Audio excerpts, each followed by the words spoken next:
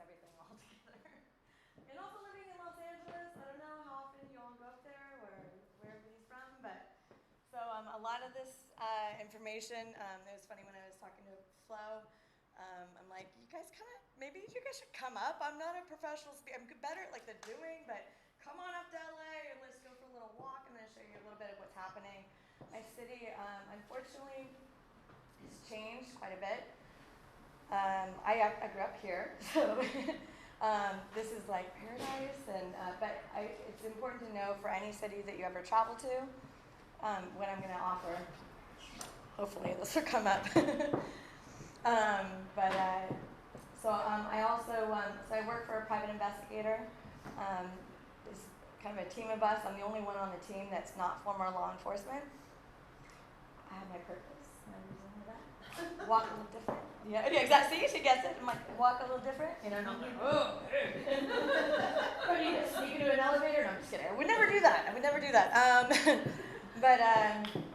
Yeah, no, I have. It's very like an unlikely pairing. I'm extremely blessed and lucky, and it was an odd circumstance for me to get paired up with the team that I do work with. My boss specifically has. He's worked SWAT, detective, counterterrorism. Do we have any first responders in here? Or no? That's right. So it's a real blessing. He's yeah. I actually met him through a situation with counterterrorism. I was on a situation with one of his partners, and then a couple years later, I ended up working for him. So very, very different, very odd. David, what's going on with it? Is it up? Okay. So yeah, I'm very lucky. He was probably the most highly decorated officer to retire when he did, with over 2 medals of valor. I'll put up his resume for a second. Let me get this done. How's everybody doing? Good? Just a minute here. So what is it you do exactly? So what I do, it ranges from both, I do open source work, which is on the computer, and then also I do a lot of surveillance. So it's always fun and interesting. Yeah, you learn a lot just by the experience. So I'm not like a professional speaker. This is kind of out of my comfort zone, but yeah, no, it's a good experience to everything that I've learned in the field. It's good to bring forward here. If you're allowed to say, does that include undercover? Yeah, no, official, non-official. There's all kinds of. Yeah. Yeah, but well, I mean, basically, when you're doing surveillance and private investigation, everything's undercover until you get to the point on a case where sometimes it happens where it's like, okay, the target already knows, but we still have to get the information and roll with it, and they'll put counter surveillance and everything else on it as well. That's always fun. Not really, but okay. So, all right, I'll get started here on my notes. And someone's going to keep me track on time because I will lose track of time completely. Flo, where are you at? I'll take her. So, okay, thank you. So this is the group that I train with. I'm so lucky, I'm so blessed. This is Fred Mastro. You can look him up on YouTube. He's got many, many followers throughout the world. And the real tight, close, the real network of us that train consistently. We are a pack. They're my extended family. I love them more than anything. Yeah, sorry for my tongue face. I thought that would be fun. This is my dear, the first guy I trained with after I experienced the first seminar, Fred Mastro. His name's Patrick Odell. I'm going to give some resources after today at the end, and to Flo to give to everybody if they want them. So in order to connect with Patrick, he is on a level beyond me when it comes to terms of vigilance, and he's a lot of my guys are connected to kind of the Ed Manifesto group. I don't know if you know who he is. Martial arts group, maybe. Can Google it. tactics for traveling and improvised weapons and all that kind of thing. But I won't get into that today. I'm just going to be speaking on the basics. Here's this is my boss used to put on. We used to put on trainings together. He was obviously the speaker, and like I said, an amazing man. I've been lucky to work with for over a decade. His resume here, he's just an incredible man. It's kind of unheard of to have like the amount of medals of valor he's had. Learned so much from him, and he used to teach officers survival and field tactics, also plainclothes duty, and we've also done other events like practical application. We would go out at the paintball and give officers some real, he's the guy who trains the people that are out there in the streets working every day, who have a very difficult job, and even more difficult job now. So today we're going to discuss these things. I want to discuss survival mindset, preconditioning, like first and foremost, if you're not out there training every day, you just at least get this right. At least get what is inside here and here connected and right. That's going to be the main thing. As Fred Mastro, we say, at the end of the day, no matter how much training you have and everything you do at the dojo and on the mat and working with your guys and ladies, the most, really at the end of the day, it's who's going to be most vicious. So some of the things I might say today might sound a little uncomfortable, but just get a little uncomfortable with being uncomfortable. It's kind of the theme with whatever I'm going to talk about today. If you don't mind. If you get offended easily, this is Jordan, I'm just kidding.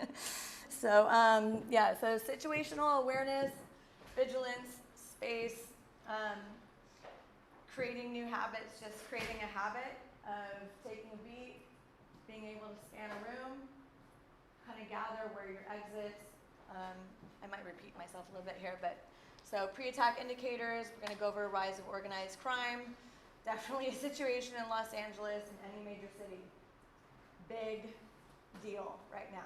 And I hope that, wherever you are, you can prevent that. It's a big deal. I won't get into the politics of things.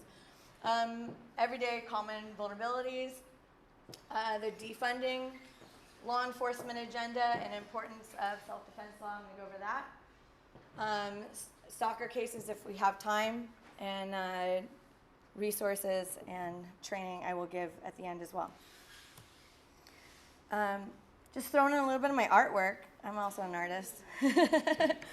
But that's kind of the feeling. That's that feeling of, you've been pushed down and you're not going to take it.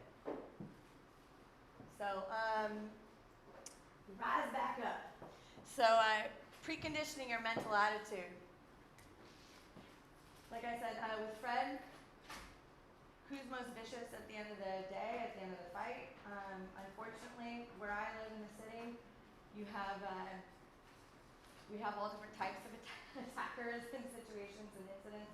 Most of them are not actually getting reported right now. Depends on the jurisdiction that you're in. So I'm going to try to stay on track here. I might just go a little bit all over the place, but yeah. How bad do you want it, really? Is how bad do you want to go home to your family at the end of the day? That's what Master Defense, our whole pack, we train for certain things to not get your hand broken. If you are, unfortunately put in a situation where you need to defend yourself, you want to go home to to your family and not have broken hands and be able to go work the next day. The attackers are not going to care about you. The attackers, I literally every time I walk out my door in Los Angeles now in the last year and a half, I feel naked without something on me. This is concealed little legal knife. I have to.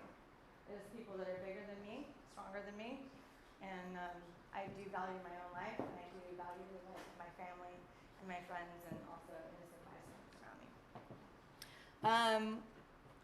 Something that's kind of this is like the biggest thing that if I could drive home anything. What you look like and offending people, like on the street, I live in a neighborhood where, God bless everyone, but it's just extremely, I don't know how to say this appropriately, but, you can be strong and still have a great heart. There's a lot of people that believe you have to be just, okay, well, there's someone walking at me, they're bigger than I am, but I'm just going to keep going in that direction in the line of danger and not, no. Let go of your ego. Do not care about offending anyone. This is your life. This is your life. And we're in a weird, strange world right now, climate, that people are a little too concerned about what they look like. I don't know if it's a social media thing, if it's political thing, whatever, don't care. But just at the end of the day, do not care about what you look like. You need to go home to your family if you've got a family. So there, I covered that.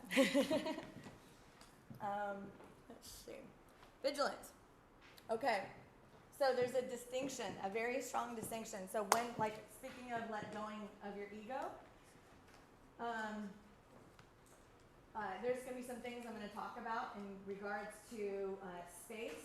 I live on a street where all my neighbors, I'm on a thread with them, and I try to educate them and tell them there's a very small street with a giant brick wall. If everyone here who trains, they all know. You guys know when you train, you grab someone by the back of their head, bam, that's it. You just, you go right into that wall. Your computer is gone. You're done. This happened to a neighbor of mine. She just moved. The attacker actually tried to break into my apartment. Fortunately, that was the one night I was asleep at that hour. Otherwise, that might have been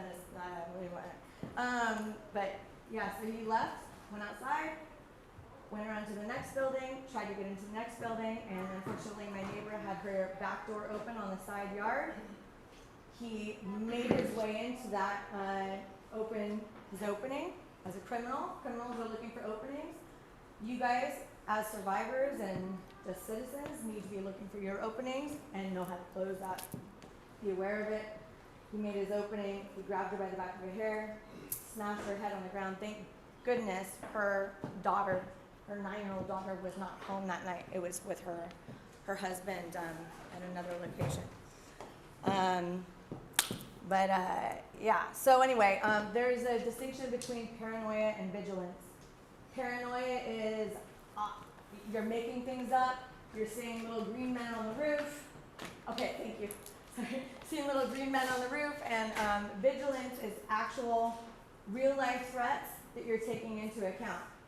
Someone like myself probably just ruined my love life. Howled once, done it. So to watch? No.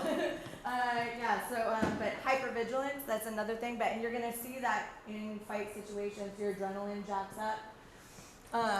Adrenaline is normal in those situations. The more that you have those situations, you learn how to breathe through them. It's really important to kind of precondition your mind to, you're like, okay, get them jacked up. You do your hands shake. Has anybody, yeah, thank you. Your hands shake a little bit. Everyone's been in that situation, maybe something, maybe public speaking, whatever it is. Your hands shake, but you gotta, you can breathe through it. So these are things also you can just you can look up all these things. I'm just kind of going through really fast. That these are all things you can look up, kind of just take home with you, a little tape. Maintaining and creating distance. Space is your game changer. Now, only for the guys that are really trained and who have a Krav, So the people that are really trained and actually really drill in at closing that space, that disarm and do the fancy stuff. We all wish that we watched the movies, the looking cool. Who am I thinking of? Jack Reacher and John Wick and everything, right? So everyone sees those movies, but that's all entertainment. So, but most of the time, you guys just avoid it. You want to avoid it. And let me tell you something. If you get into a self-defense situation where you do defend your own life, we're in a very different climate today, more than ever. It was already a situation 20 years ago, 30 years ago in California. But right now, more than ever, especially in Los Angeles, you're going to have DAs that will let the criminals go out. The guy who bashed in my neighbor's head got out the next day on bail. Anyone who's trained in martial arts, you know how to defend yourself. If you even post anything that you are for that online, guess what? You're going to pay a price for it. So there's everyone who trains, you want to kind of study what the laws are of mutual combat is, also your legal carries, your whatever your force multipliers are in each and every state and every city. And that's up to you to do your own due diligence on what those laws are, because no matter what, you want to survive. But I will tell you, you don't want to be some hey, I'm gonna get that. I mean, how many times have we all heard this, right? Like, if someone did that to me, man, I just take them, right? It's like, okay, all right. It's gonna cost you at least $200,000 for being something pompous. You have to make, everything is gonna be very critical thinking. I'm telling you, you want to avoid at all costs, even a knife fight, anything. If you're trained, I don't care how trained you are, even Fred Mastro, you do not want that. You do not want anything near that. Like, if you can avoid it, that's the best thing, and I'm here to tell you that today. These other amazing instructors are going to teach you guys physical tactics if you do get in a situation. So avoid it. You want to create space. So I'm going to talk about that in a moment as well. Take a beat. That's what I tell my clients that are dealing with stalker situations. You want to, every time you walk out your door, every time you walk into get out of your car, get into your car. You're walking out of a establishment and just take 15 seconds and just go, this is what we coach our unfortunately, our clients that are dealing with stalkers who are, so you just want to take a beat to notice what's happening. Where am I at? Oh boy, I better hurry up. Okay, so exit, yes, so that kind of covers also exit points, entries. Seating location, if you want to study, I recommend, as uncomfortable as it is, to study some active shooter situations. I've done it. It's not a nice subject, but you know, in this time, it's a good thing to do, especially if you have other people that you need to protect. My boss, whenever I go to dinner or lunch with him, and or anyone who's like law enforcement, whoever the alpha protector is gets the seat where they're watching the door. But they very often in active shooter situations, they're probably going to pop off two people at the front outside of the door, definitely at the entry. Sometimes kind of where the back exits, but kind of just understanding your situational awareness. It makes me very, very uncomfortable to have my back turned to a door like this. Very uncomfortable, yes. Oh, I'm a 5, sorry. Okay, yes. Okay, pre-attack indicators. Facial expressions. This is something to study if you want, but I'm telling you, there's pre-attack indicators. You can usually see them. Pay attention. Just start training yourself to pay attention to things like, usually if people are wanting to fight, doesn't matter, maybe they're on drugs, maybe they're not on drugs.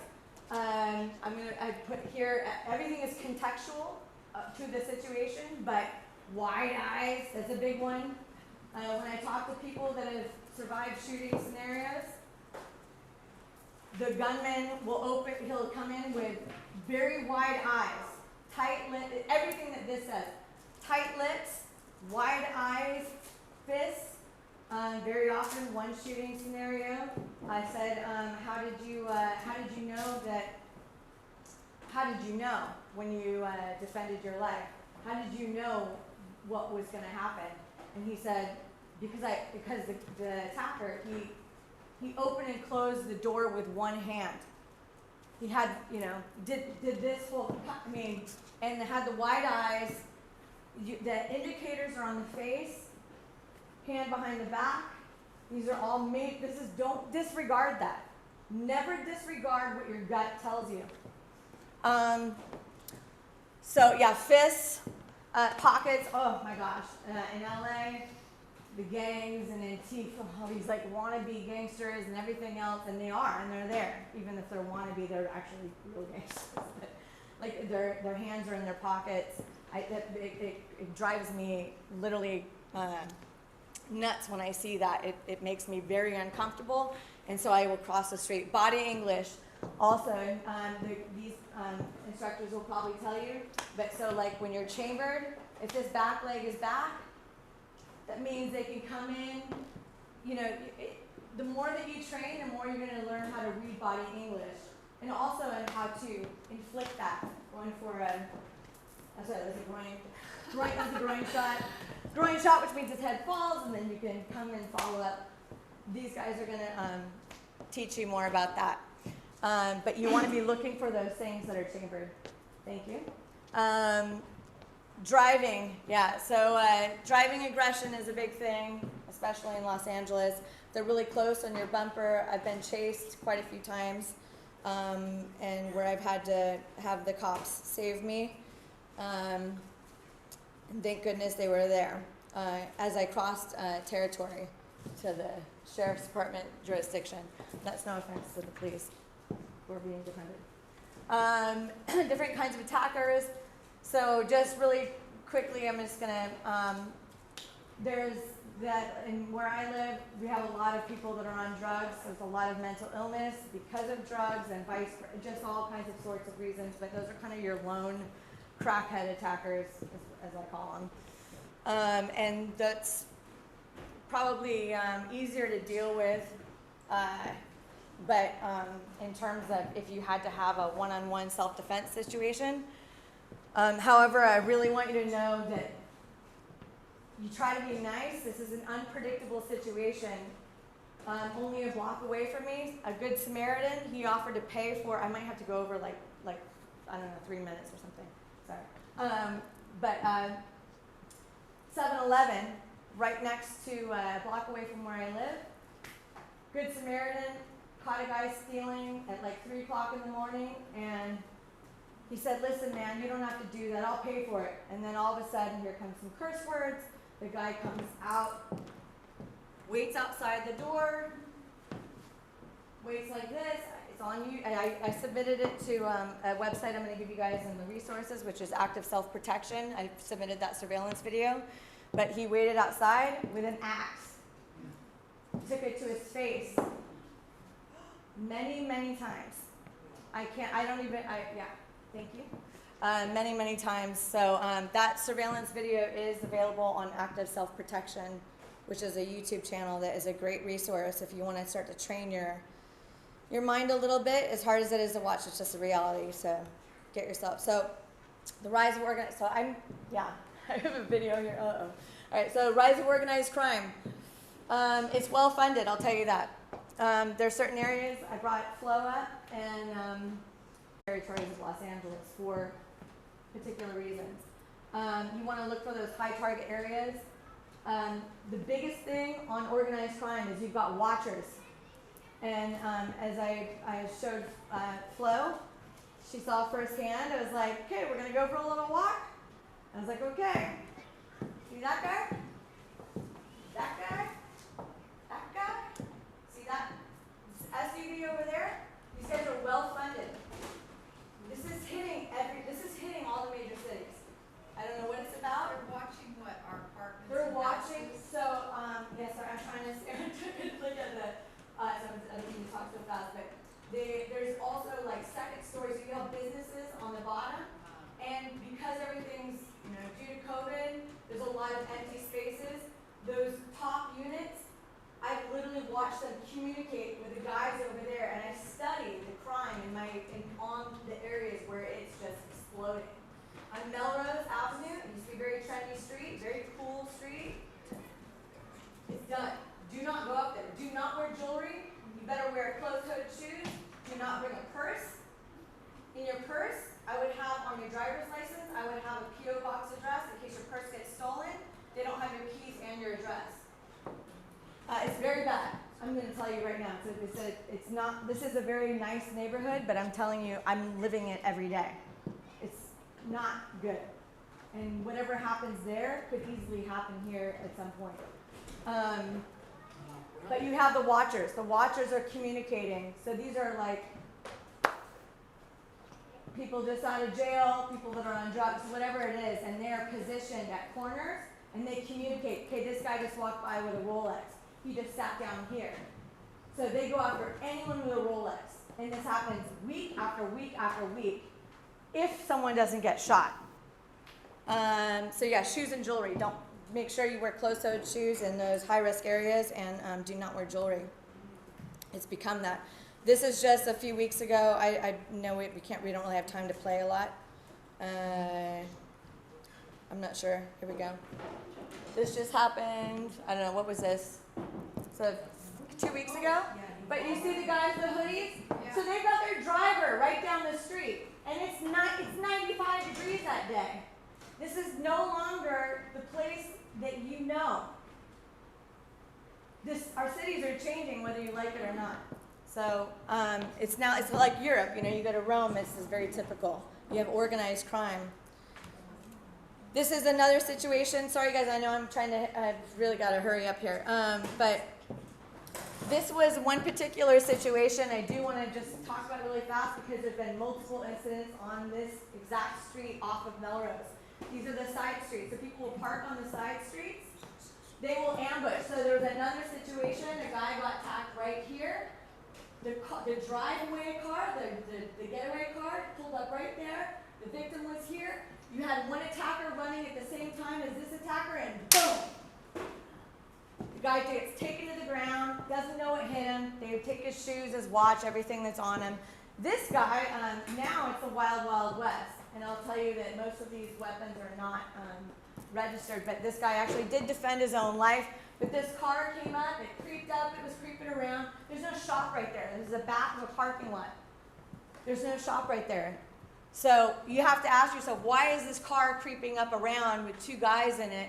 And he creeped up on those one male and two females, tried to rob them. The male victim did pull some old Western I got you first kind of thing, and did defend his own life, and the two females that were with him and the two suspects were shot, but not fatally. I don't have time to show this video, but I'll just tell you, I'll just kind of explain. Flo is with me on this, and we can show it later. I'll have her post it, right? But we just were randomly talking to a security guard who works on Melrose. He's all rigged up. Look at him. So it turns out he is a former Marine. And he said, I said, what about rising crime? And he said, I keep up my head on a swivel every single day when I come to work. And this is the biggest thing. Like when you talk to people that are actually working on the street, he said 9 out of 10 people there are, 9 out of 10 people are packing. This Los Angeles, guys. It's Los Angeles. It's very hard to get a CCW, a concealed carry. That's Los Angeles. It's not Texas where it's just anyone can carry. That means they're most likely stolen weapons. And that's another reason, if you do have a registered weapon, do not raise your hands. Don't tell anybody. Don't tell anybody, because you're just looking to be a target to get robbed, your home to get robbed for those weapons. And that's probably going to, who knows where it's going to go later if there's further crackdown on being able to own weapons and protect yourself. You're like, dude, what is it? No! Well, I want to pass. Okay, vulnerabilities on foot. Okay, let's see. Yeah, so sidewalks. You want to make sure that you're gauging the distance. If the sidewalk gets close to sorry, I know I got to go really fast here. The sidewalks, if you see that the sidewalk gets narrow and there's a big brick wall, go to the street. Again, give up your ego. Give up your ego. Go to the street. No, I have no problem. Someone who's 6 foot, huge person walking, or maybe it's two guys. I'm not taking the chance. Why would I? Why would I even take that chance? I'm gonna go walk in the street. It's that easy. Just walk in the street.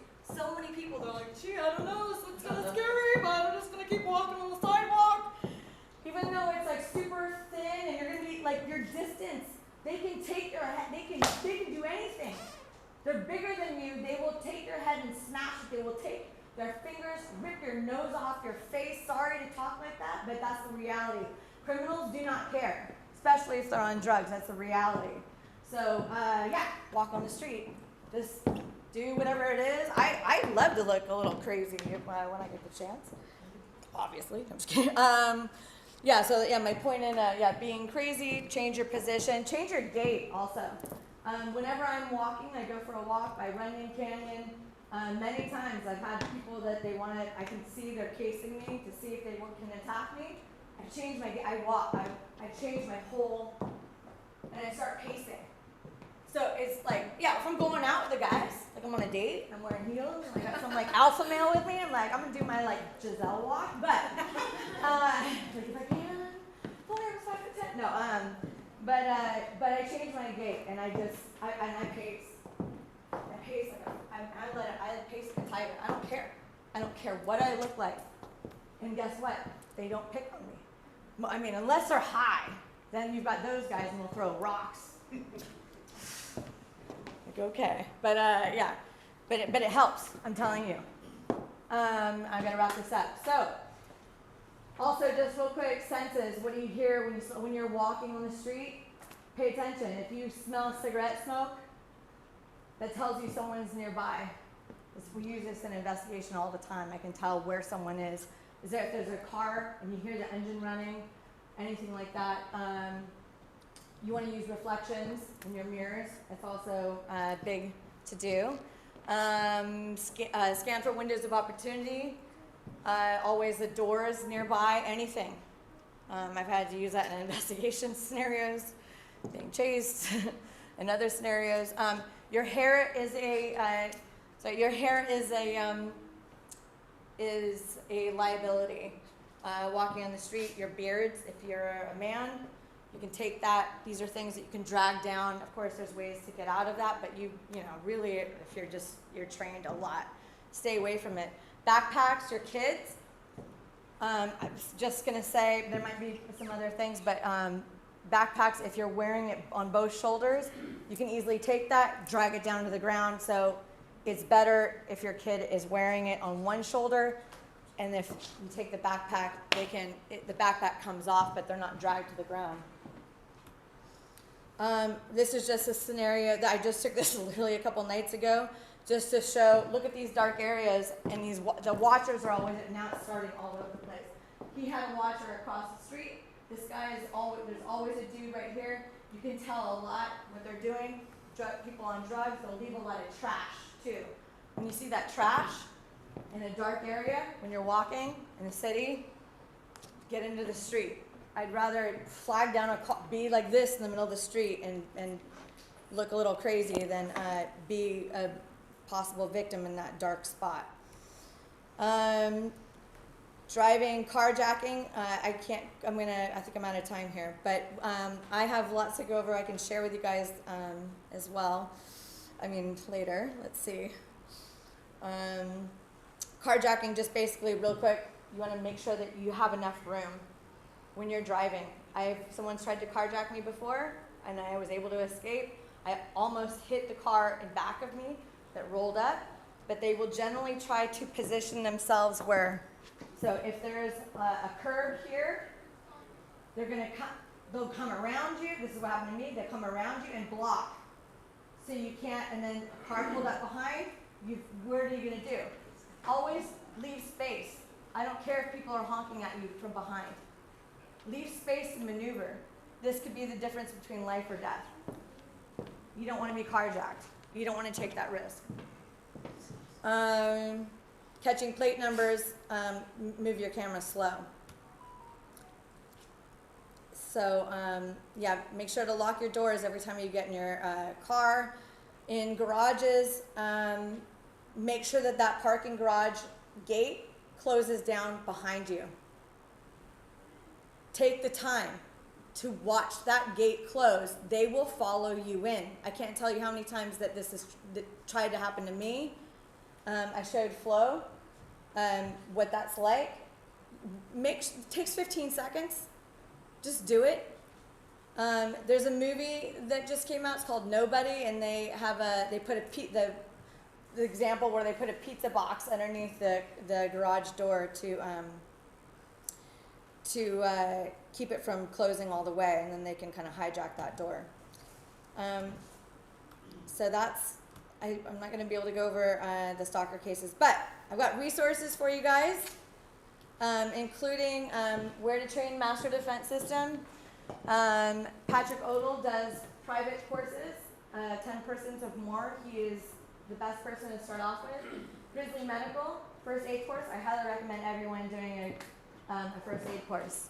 Learn how to put a tourniquet on, and a couple more YouTube channels, and that's it.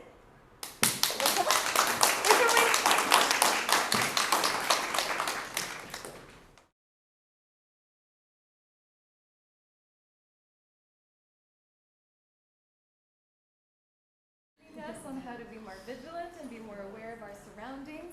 Some of those resources that you put up there with Patrick and Cliff, you can find in that pink brochure, in that trifold that you guys got there. So all the addresses are up on there. So I really hope that you guys can go home and share these amazing tips with your loved ones. And next up, we have we're going to have our lights up too. We're going to have our wonderfully brilliant Mr. J. You may recognize him as my mentor on stage with me during the speech at the Woman of Achievement pageant last month. And we're really honored to have the Woman of Achievement founder here, Marlena. And then with over 34 years of combative training, Jay holds a 5th degree black belt in Kung Fu Sansu. He also has many years of real life street experience owning a bodyguard company and professionally trained in other skill sets. And Master Jay will now be showing us a few simple and effective moves, so pay careful attention. Now please give a big round of applause for Master Jay.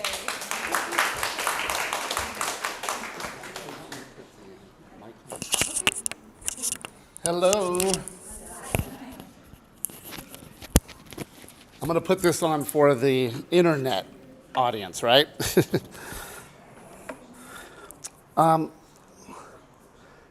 First of all, thank you for spending your Saturday here with us. When Flo talked about the opportunity to share this as her platform, I was all for it. I said, however I can support you. And now to see this come to fruition is really cool. Self-defense and martial arts has different meanings to different people. I mean, you might hear it and never thought of it, even given a thought. But, we can hear karate, jiu-jitsu, kung fu, Krav Maga, there's thousands of different styles. And I can't just put a plug into your head like Matrix and teach you real quick.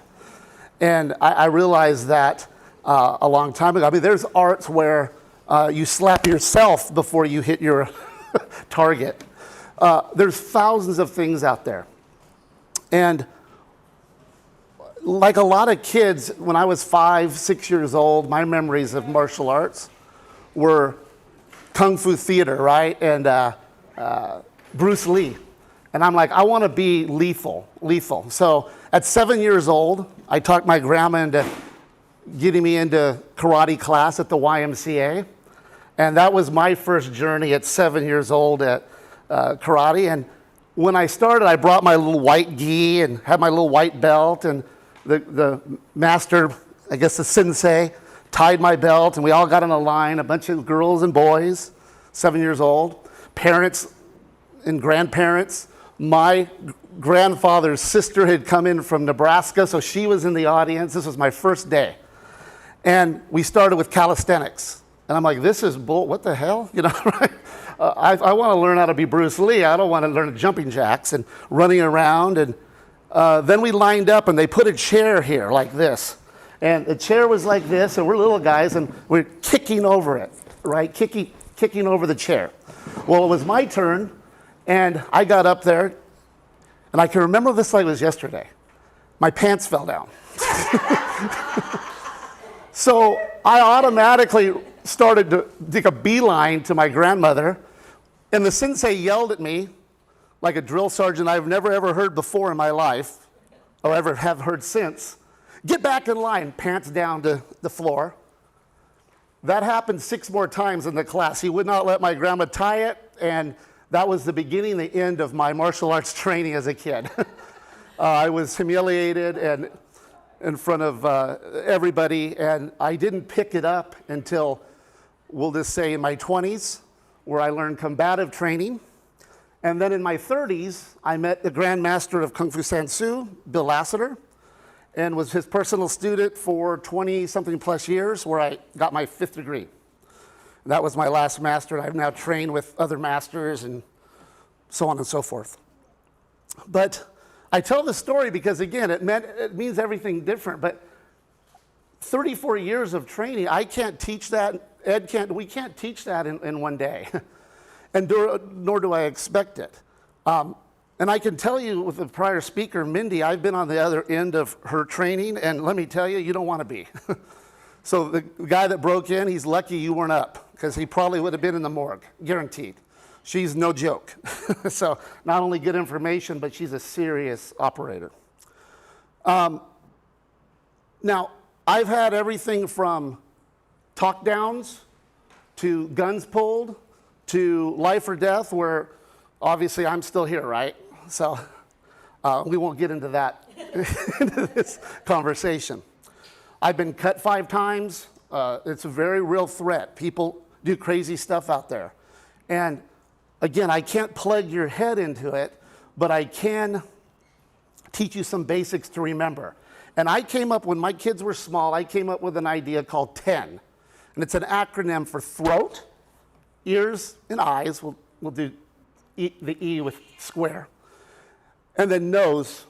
And those, we'll just start there. And this is what we're going to kind of practice today. We're just going to practice 10. Now, why 10? Well, 10 is like the perfect 10, score. Easy to remember, 10 fingers, 10 toes. We all want to be considered 10 to our opposite sex or whatever, right? One time a girl thought I was a 10. I realized she had double vision, so I was only a 5. So much to my chagrin, but I digress on that. But anyway, so learning this real quick. Now, I have not planned this, but I'm going to take the biggest guy in the room, Cameron. I've met him just a couple of times. He's the tallest. Well, Ed pointed out to me that, oh, you've grown this way and you've shrunk this way. So that was nice of Ed. Thank you, Ed. But nothing better than when I was about to get up. Oh, your arms are smaller now and your stomach's bigger. Oh, thanks, Ed. Appreciate that. So if you could be right here, Cameron. So on Ted, obviously we know what the throat is. Now there's different, can you guys see his throat? There's different obvious ways to take a throat out. We can hit the throat with an open palm. We can grab it, right? So let's just start there. So let's just say he grabs me. So I don't know what he's going to do. And we just do that, right? So that's an easy, basic move, right? Now, anyone can do that. He's got his fist up. So let's grab me again. Let's go with the E, ears or eyes. I'll just pick ears for this example. In this scenario, we'll just cup them. Now, we can cup them, we can slap them. I won't do it. But we can do it, and I'll do it right here to show you the thing. So he grabs me. Imagine these are his ears, right? So does that hurt? No. Okay. Thanks, brother. So let's say eyes, right? Eyes right here. His hands are occupied. This is a good thing for us. We think this is a bad thing. This is good. His hands are occupied. Right here in his eye, right? So let me tell you, ever get a speck in your eye? You ever get a little, you're like this. Ah! Imagine a thumb in your eye about that far. Right? Imagine this in his eyes. Imagine a finger in his eyes. We can't teach you all of this today, right? Pants fall. But we can teach basics, and we're going to use these together. We're going to get up and do a little bit of this. And again, nose, of course. When you hit the nose, palm, even whatever, right? What happens is an interesting thing. Does anybody have their nose broke? Thanks, Karen. Anyone have their, and thank you for my lovely assistant. Has anyone have their nose broke? What happens? Eyes water, right? So when you pound somebody's nose, their eyes are going to what? We're just trying to get you away. Does that make sense? There's no way of teaching to be Bruce Lee. I'm not Bruce Lee. I'm not, but I'll tell you what, I know how to get away from a situation. Some of my best stories are when I've been able to talk my way out because of confidence. That adrenaline starts hitting on people and they start shaking. They start shaking. And I just hold my hand out and go, does this worry you? I've got out of situations a lot by just doing this. This should worry you. This should scare you.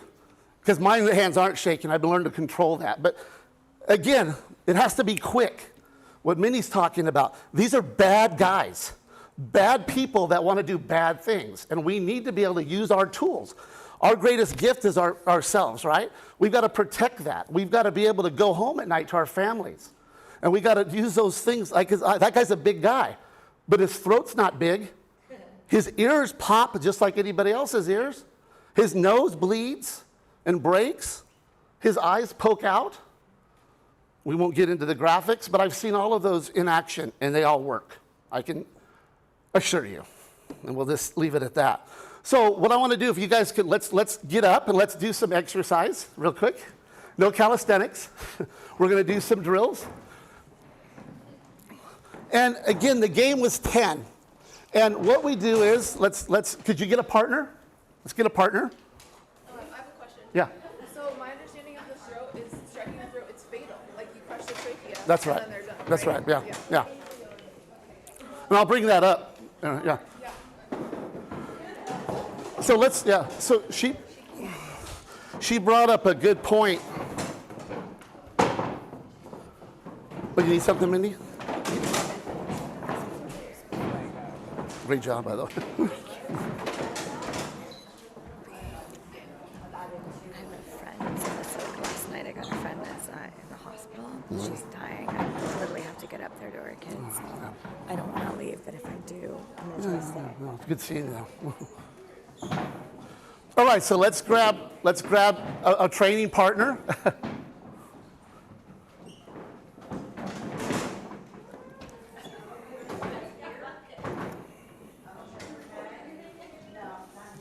And this will be very unstrenuous, so it's very light. It's just a way of just feeling the motion. If you guys could come up a little closer. So could we pair up? Everyone's paired up? Does everybody have a partner? Don't be shy, I don't bite. Today, I bite out there, but not in class. So let's face to face, if you guys could. And all I want to do is, let's just do the acronym. Remember, it's 10, right? So throat, just literally, I'm gonna use you too. Okay, Debbie? So just put your hand out. Don't touch her. Just put your hand there. Yeah, just touch her, go like this with her ear. Just go right there by the eyes. Do you see that? Just do the motion. Because a lot of people have never, don't touch each other. Just do the motion. So, yeah. You guys pick, and then switch back and forth, okay? Just do different scenarios. Let's work the throat, let's work the ears, let's work the eyes. The throat is doing what to the throat? I like this. You can punch it this way, you can hit it that way. There you go. Now, this is also a good game to teach your kids. If you guys have kids, just to get that motion of used to putting your hands up. Putting your hands up. So now, have you guys all done it? Is it really bad to do the ear? It's all bad, yes. And that's the idea. Because if I come up and I'm going to attack you, you want to blow my eardrums out. You want to rip my throat out. You want to poke my eyes out. Because you want to go home. That's right. So there is legal ramifications of it, but here's the thing. You're a woman, this is a bad attack. Yeah, I was defending, I was feared for my life. That's the word you say. I was afraid for my life. And legalities change when you're afraid for your life. So yes, are eyes bad? Absolutely. Are ears popping? Yes. Are breaking noses bad? Yes. Hitting throats, ripping throats out? All of it's bad. But it's good when you get to go home and they go to the hospital. What? Run them through the drill. I will. So now, look, can I have a volunteer? Oh, right here. All right, you. Now, Lisa, I've actually trained one day with. She's a mean little gal right here. So don't hurt me. So what I'm going to do is I'm going to, in this scenario, I'm going to block it. Because it goes both ways. Not only do we want to know where to hit, but we want to know where not to get hit. Does that make sense? So just follow this lead real quick. So Lisa, go ahead. Don't hit me. Okay. Just put. I learned because the last time I go hit me, she hit me. I went, oh damn, God, that hurt. So go ahead, Lisa, and go ahead and hit my throat. So right there, you see it? You see everybody? That's not good to get hit like that. So now I'm going to have my hands up. Go ahead, and I'm going to block that. I'm going to get used to putting my hands up. Go ahead and get my eyes. I'm going to now do it again. I'm going to move. This automatic response, I can't, like I said, teach you to be this, but I can teach you to do this. Go ahead and box the ears. Oh, man, that's bad, right? So go ahead and do it again. I can do this, though. Okay, go ahead and try to break the nose with a punch. I know you punch. I can move out of the way really quickly. So why don't you guys, now on the other side, you have an attacker, and you kind of just get your hands up. Just get used to getting your hands up. This is how we're going to start. Does that make sense?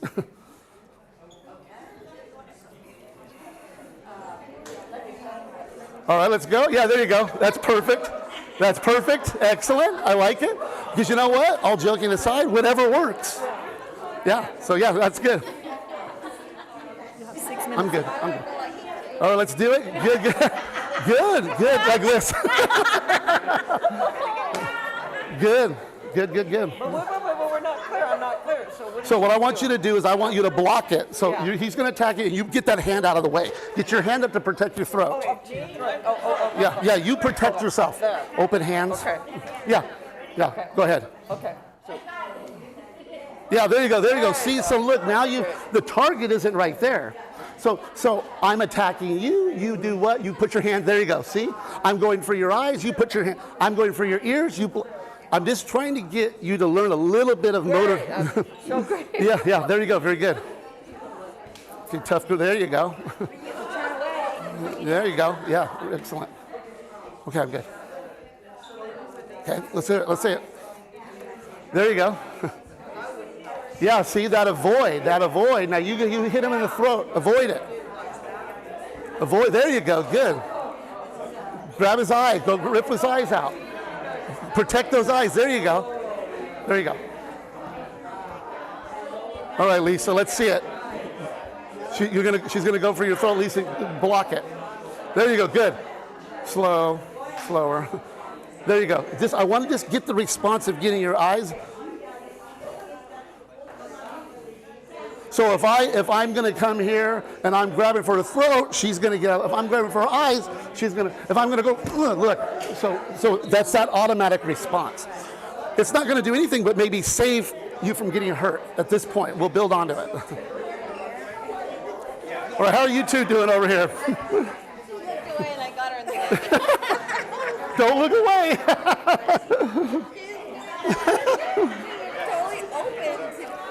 Remember what Mindy said, awareness, situational awareness. All right, let's see it. Yeah, let's see it. There you go, good. Your hands up, good. Yeah, so in that one you just do this or you would... Yeah, I like when somebody's coming in, and this works this way. I'm sorry to scare you, but if I'm coming in to grab you, just putting your hands out opens me up. If I could show you, grab me. Just doing that, just getting your hands up. People freeze because they're not used to anything. They're not used to things coming at them. They cower, and I'm going to prey on that as a bad guy. But if you all of a sudden, they might go, forget it, right? All right, time out. Hey, everybody, very good. Everybody, Everybody. All right, we're going to do something else real quick. I only got a couple more minutes. Okay, come on, everyone come in close. Cameron again, may I? Okay, so again, there's millions of things I can do. If he grabs me, he's going to pull me. Oh, of course, I can kick him, right? I can do that. I can do all kinds of stuff, right? But what I want to do is, see this thumb right here? This thumb is very strong. Look, pull me. He's a strong dude. Oh man, I can't get out. I'm 265 pounds and I can't get out. Go ahead, pull. But I can get out now, okay? So by this giving my hand up, like I'm gonna clap, I can pull up. Really, hold me though. Really, come on, hold me. Really hold me. Is that your strong arm? Yeah. Do you see how his body moves? Look at his body. He's off. Do you see it? Now, I like to get really nasty. but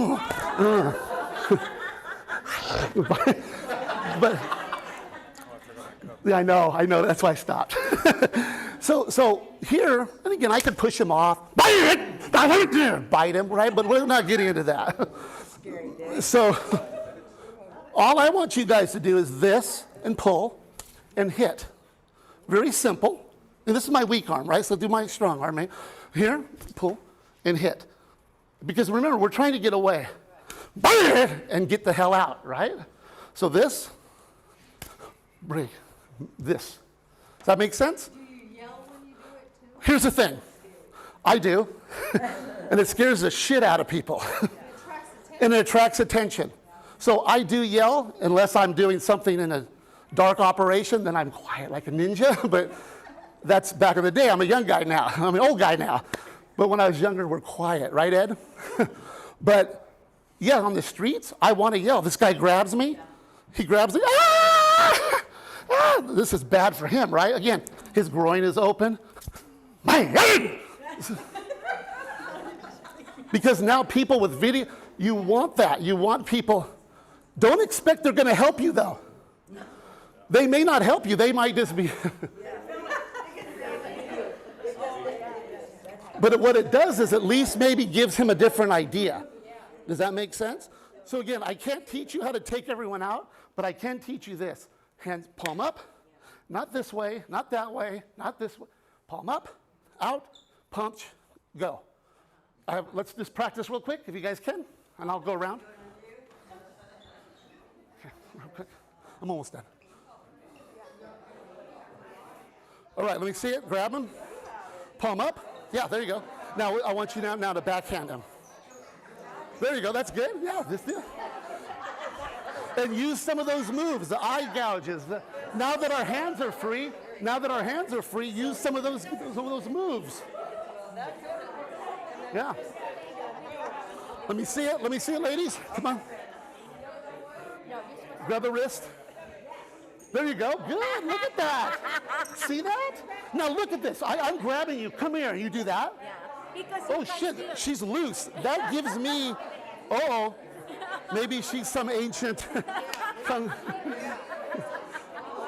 Again, other than this being where you're now tied up and I'm taking you, you tie. Yeah, well, when you And pull. that will twist your wrist. Wrist up. Yeah, very good. Do it again. Let's see it, girls. Oh, we're good at this one. We got All right.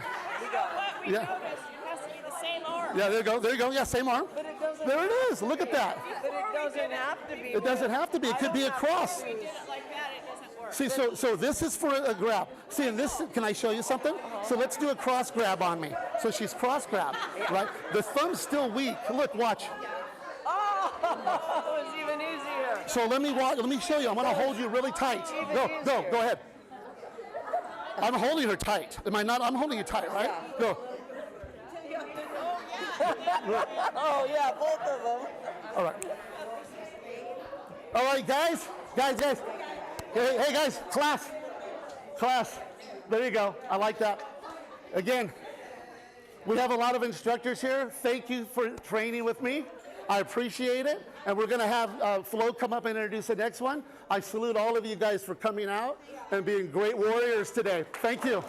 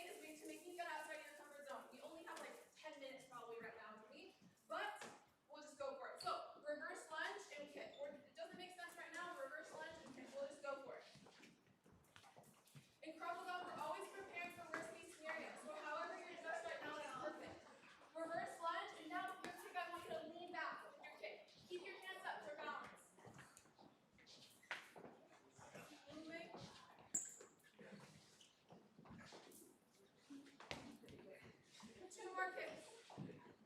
It'll all make sense soon.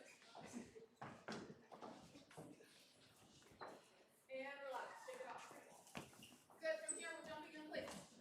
And we're landing.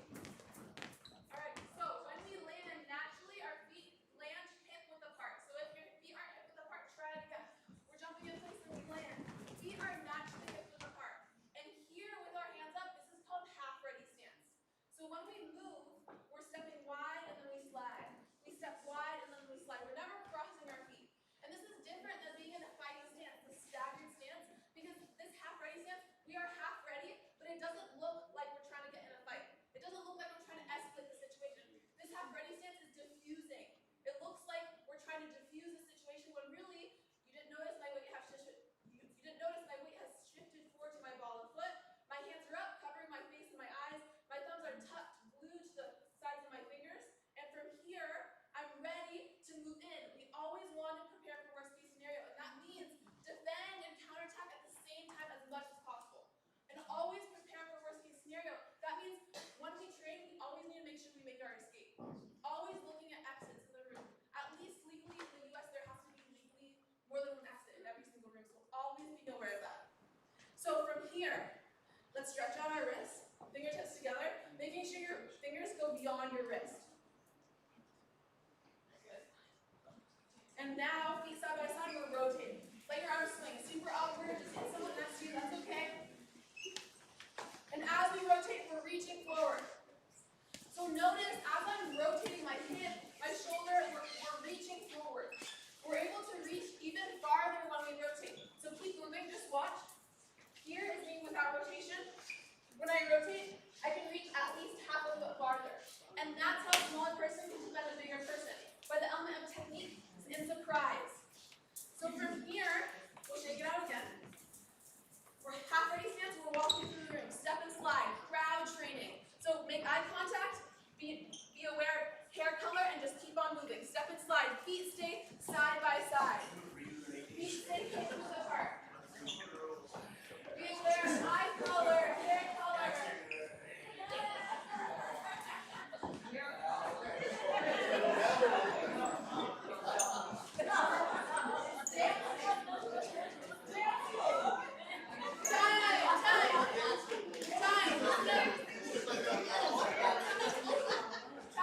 Alright, safety and training. When I say time or stop, anyone here, we have to stop, take a step away from whoever you're working with. Because when we're striking pads or whatever it is, we need to make sure we're out of range. Just like how Mindy was saying, space is so important. Space, range, distance from one another is so important. If my opponent's right here, I can't reach them, but I can just make my exit from here.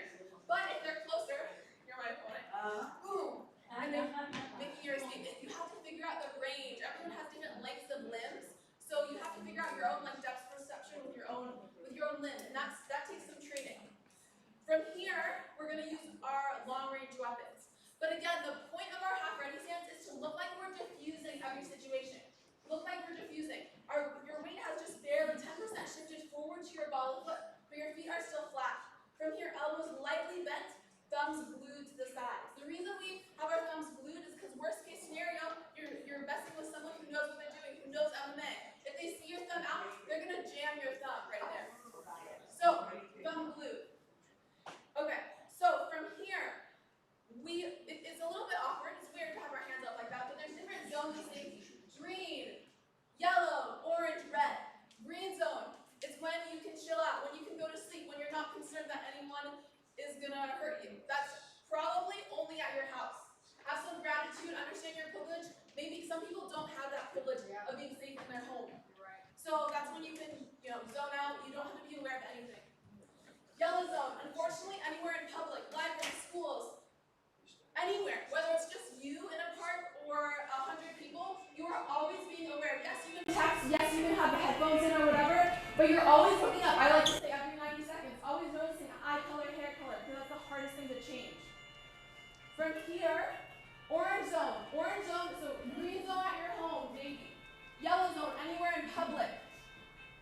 Orange zone is when there's a situation happening, maybe someone's yelling at you, yelling at your friend, someone's got in range of you. That's when your hands are up, that's when your heart's beating really fast, and that's when you're like, oh shit, I really don't want to have to use some self-defense right now. Orange zone is that's probably when your hands are up. That's when you're for sure trying to figure out where your exits are and trying to get out at that time. Red zone, someone's pushed you, there's an active scenario happening, your hands are for sure up. If not, maybe you're pushed and you're in a staggered stance. That's okay, that might happen. And that's when you're actively trying to get out, defend yourself, protect whoever, and make your escape. So understand those zones of safety, and that's how you know when to get your hands up and not to be awkward in social situations. You don't want to walk around with all right, long range weapons. So again, no one is close to me. I can't reach them with my hands and feet. I'm just gonna move toward my exit. But long range, if someone's long range to me, Jay, I know my own lethal limbs. I've been training for a long time. So again, I need to save as much time as possible. Long range, my hands can't reach, but I can reach with my foot, ball of foot to the groin, and I'm landing my foot back. I'm saving time. From here, as this foot lands back, I'm making my escape. I'm pivoting toward my rear leg, saving as much time as possible. So from here, we're in our half ready stance. And again, this half ready stance, we have to assume we're always being recorded. Instagram, social media, you're always recorded even if you don't think so. So from here, in our half ready stance, we're going to squeeze our glutes, lean back. From here, groin kick, land that foot on the run. From here, cover your face and pivot toward your rear leg. All right, let's try it again.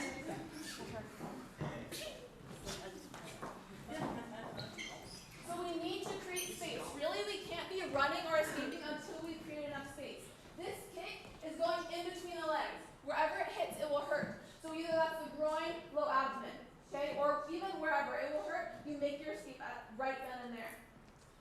So let's find instructors and assistants. Raise your hand.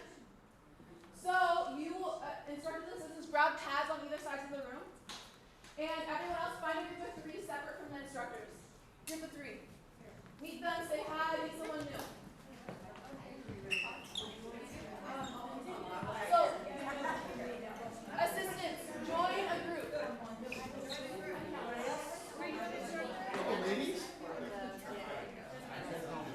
All right, listen up. From here, everyone, you'll just put 4 fingers in the pad, grab the sides of the pad if your hands are big enough, hold strong.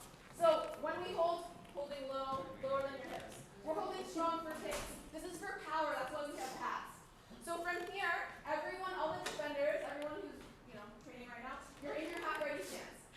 You're separating from every group, so you're separate from every group, make sure you're separate. And then the assistants are walking around, they're stomping around, they're going to lightly push. They'll lightly push, the defender will face the opponent, and only when the pad is low, that's when they'll kick and rush. Okay, so that's what we're doing right now. Half ready stance, face your opponent, face your attacker when you're pushed, and then leaning back for your kick, making your escape. That's it. Okay. All right, let's go. Let's go. Okay, so I'm going to touch. And then I'm going to come here. Yeah, I'm going to touch. Have you seen it? I'm going to touch.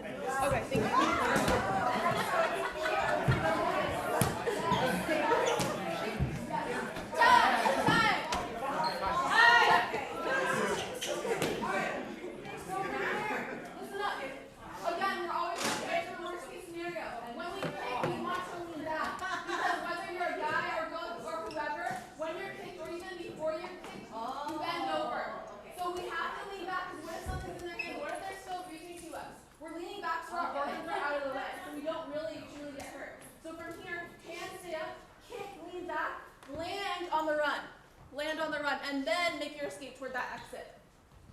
Any questions with these kids? So you're pivoting on the leg that you're... Yes, that same kicking leg lands back. And then from there you pivot. All right, from here, hands, medium range, hands. So, we did some stretchy stuff with our hands. I want you to pull your palms back. If you have nails that are longer than your fingers, you actually can't properly make a fist. So that's why I don't even teach like the short stuff, especially this. We're not gonna make a fist. You will hurt yourself. So from here, bladed hand, palms pulled back. The base of the palm under the index finger. In Krav Maga, we aim to the base of the nose. So straight to the base of the nose, upon contact, rise. We're always striking to areas that cannot be strengthened in the gym. Groin, low abdomen, solar plexus, throat, eyes. Those are the main center points. That's where we're striking because no one can strengthen those areas. That's how a small person can defend a bigger person. So with our palm strike, base of the nose, rise up upon contact. Because we're striking pads, just strike through the pad. Again, how a small person can defend a bigger person, we have to strike through the target. Don't just tap, strike through with your rotation. So just like how we were rotating, we're striking through your target. Strike through the pad. Okay, imagine you're trying to smash the pad in that person's face. So pad holder's face. You're pivoting. Yes, pivot. Because again, when we rotate, you're so much closer to the target. Yeah, that's how you can push them back. You can only run when we create enough space. Alright, so with your partners, we're in our half ready stance. You're pushed. From there, the pad holder is holding for a palm strike. You stay in your half ready stance, 2 palm strikes, and then cover your face for a run. So the pad holders will hold the pad so it covers their eyes approximately. That's the height. Alright, let's go. Keep moving. Okay, so I'm gonna push again, and then I'm gonna put up here, okay? Yeah. Do two. I didn't do that. Yeah, go ahead, do it again. And again. There you go. You ready? Let's do it slowly. There you go. Good. Yeah. Slow. Good. Good. So. Good. 2 palm strikes. Good. Yes. Good. That's exactly it. It's okay. Again, I'd rather have. Remember, this even if so it doesn't Alright, finish up. Time. So now we're continuing the fight. Maybe you have a kid or someone with you who doesn't know anything. We have to create space in order to run. If that person just stays stiff where they are, we can't make our escape. We have to create more space. That means we stay in the fight. So pad holders. We'll start with a push, followed by 1 kick, 2 punches, and then you'll swing the pad to make them run. So from here, pad holder is stomping around me. I'm the defender. I'm pushed. I face my opponent. I know this is a lot, I know. From here, 1 kick, land forward. 2 palm strikes, and then I'll cover and make my escape toward my rear leg. This is a lot. You should just take my card because I do workshops every weekend. But do it one more time. Yeah. So, all right. So Jay stomping around me. So I'm pushed on the head. From here, 1 kick, 2 palm strikes, and then I'm making my escape. Same arm. Where did you go? I did. No, it's front hand followed by rear hand. Yes. You're using the same hand. No. I'm just trying to mix it up. You don't want to be predictable. Yes, use your front hand followed by your rear hand. I did 2 front hands, I believe, because I don't want you to think left, right, left, right, left, right. That's predictable. So one more time, pad holder stomping around. We're almost done. Miss. Good. All right, this is the drill. There's one more drill and then we're done. Let's go with your partners. Thanks.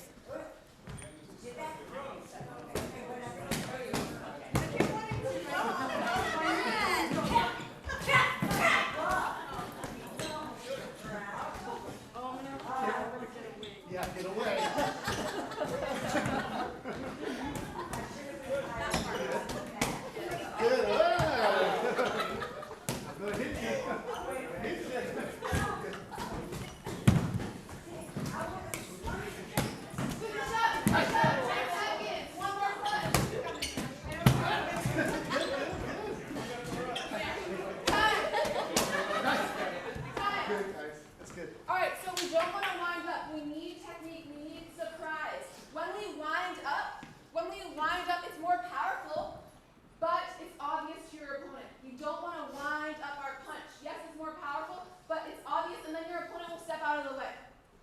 Same drill.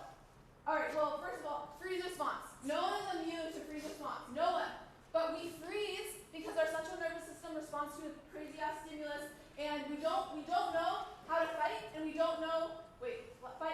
We don't know how to fight, and we don't know where to run, and then we freeze. So Krav Maga is really all about stress drills, putting you in uncomfortable situations for like stress training. Same drill, same partners. You'll push, 1 kick, 2 punches, but everyone's eyes are closed. When you're pushed, eyes open. Same drill. You just don't know which angle you're pushed. So same exact thing, eyes are closed. Okay, you're pushed, eyes open. Same drill. 1 kick, 2 palm strikes, cover, and make your escape. That's all we're doing. All right, let's go. Partners. Close your eyes. Oh. Good. Close your eyes. One last minute, 1 minute.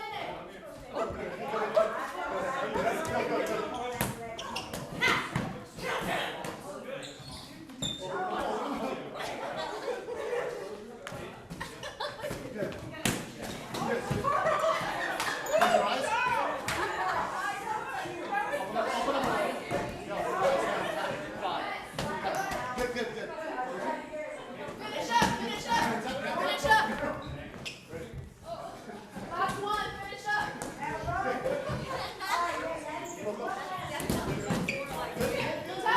Time. All right, pass to the opposite side. Just listen up, 2 more tips. So, guys! All right, so weapons. A lot of people want to carry weapons. Totally valid. Do that. But honestly, you are your first line of defense. You have to rely on yourself, especially during stressful situations. Like, this was kind of like a stress drill. We did that super fast. But during stressful situations, your adrenaline increases, your technique decreases. You have to learn how to deploy your weapons under stress, kind of like these drills. So I always carry a training knife. See, I need to practice. So this knife is the exact replica of my pocket knife. The exact same thing. So I can practice deploying it under stress, under drills, rather than just relying on your pepper spray in your bag. I personally believe in like the sunlight is your best friend. You can put sunlight in people's eyes. You also flashlights. You can carry that in your hand. Rather than having your keys stick out, you can't properly punch someone with your keys sticking out. You will hurt yourself. That's why I like flashlights. Shine it in their eyes and then also like hammer them pretty much. Okay, wait. All right, nonverbal communication. I need you to avoid things as much as possible. This is going from 0 to 100, but really you have to avoid. Use your voice, follow your gut. And also that means body language, staying tall and puffy. You can believe it till you become it. And if you've listened to a talk on power pose, you have to stay puffy, stay tall. We did research on people going to interviews. If they had an open posture, they got a second interview. Versus those who had a closed off posture, they just lacked confidence. When you have this open posture, your testosterone increases, your cortisol decreases. And that's just proven. So believe it till you become it. When you see people staring at you, you have no choice anyway. Fake being tall, fake being puffy. I call it being puffy. So stay tall and be confident, and just fake being confident if you can't already. So my business cards are at the front. They're purple. They're on the desk. So nice to meet you, and big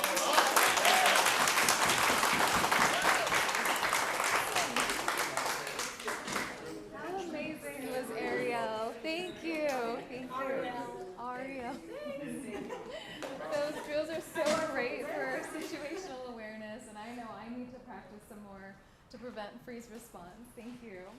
So how are we all doing? Yeah? Are we ready to learn some more?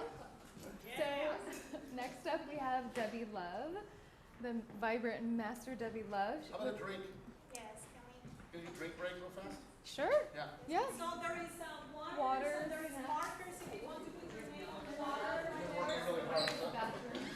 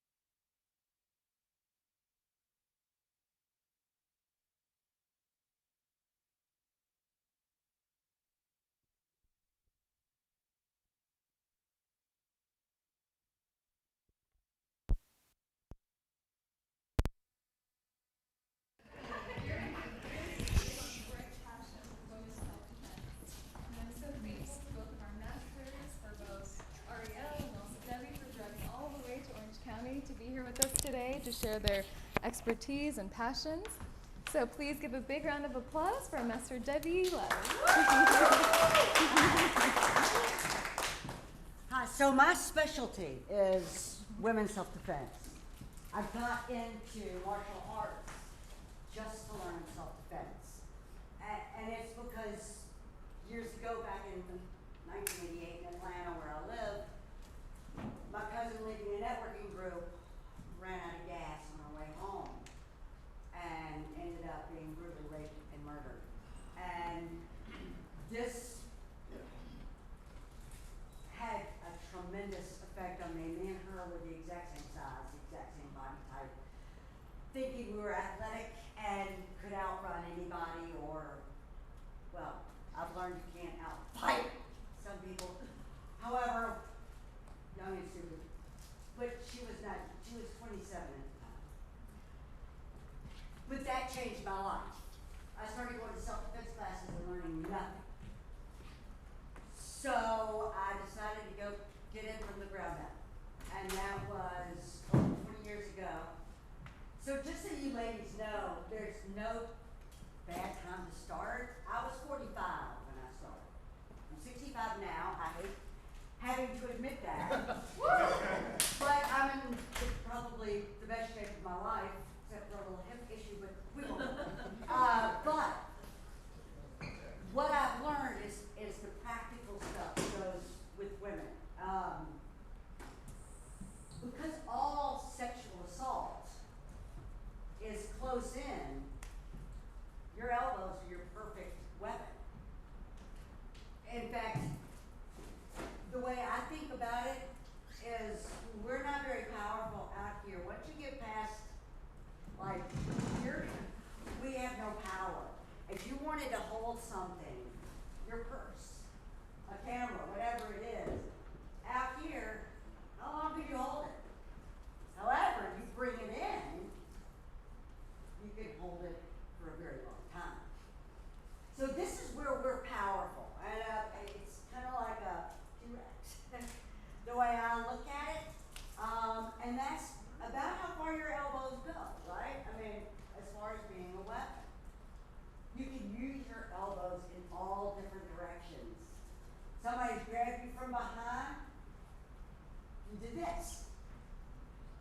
If they are just behind you, annoying you, or to your side, you go here, or you go back. Whenever you're thinking about or training, self-defense, martial arts, whatever it is, you always assume that you're the one who's attacking you is right in front of you. So you look towards the center line. So if I'm going for somebody's chin, up under their chin, I want to assume they're right in front of me. So I get my body positioning right. If it happens out on the street, I'll worry about that then. I will move my body to do what I have to do to get them right in front of me. I'm not going to do this kind of thing out here because I'm not powerful. However, right in front of me, I am. Now, so you've got an elbow that goes low, one that goes middle, one that goes high for the schmuck that's back here that's irritating the hell out of you. You've also got the ones in front. You can go for the solar plex. You can go for up underneath your chin, but notice how I'm moving my body. That is critical because if I'm even doing this, if I'm not moving my body, I've got nothing. Just like when we were in high school, junior high school, we learned trunk twists. How did we do that? We did them like this. That is throwing an elbow. When you do it, and y'all can do trunk twists. Y'all can do I mean, if you think about it, you are throwing an elbow. And yeah, you're doing it high, which is great. But I want you to see how you can turn your body when you do it. Because again, turning your core and turning your body in the direction that you're going is what gives you the power. So just doing this, I don't have much, but once I do this, I've got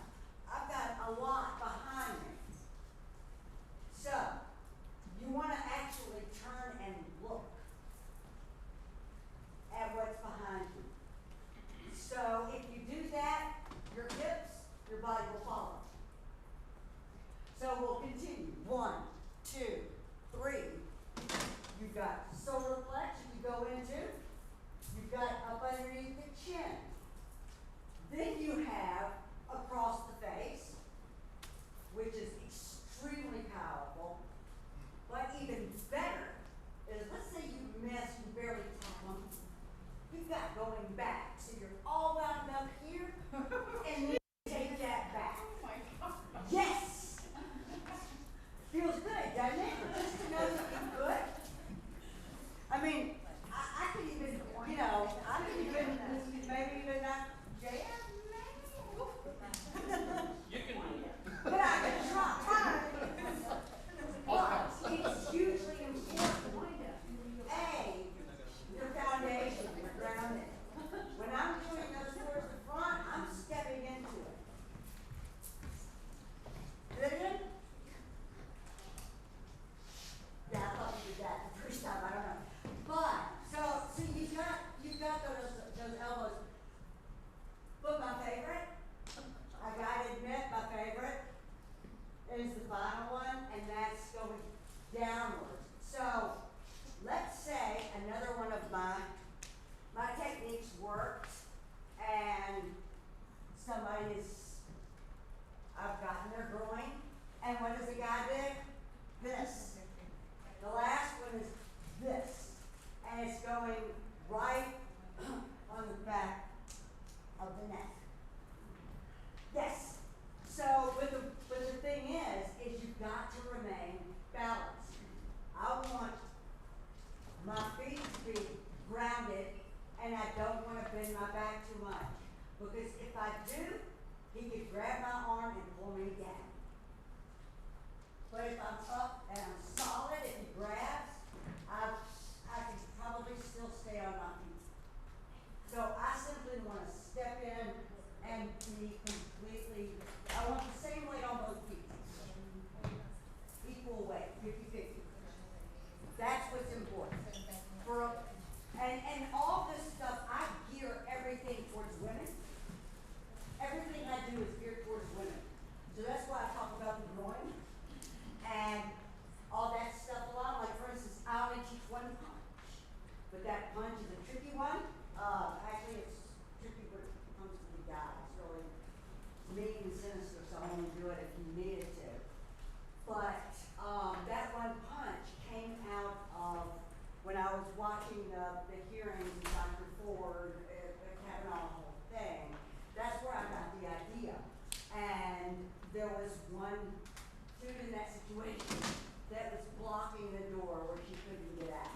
There was also a man that was on top of her on the bed waiting for her. I can get out of that situation. I just couldn't figure out how to get rid of the guy at the door.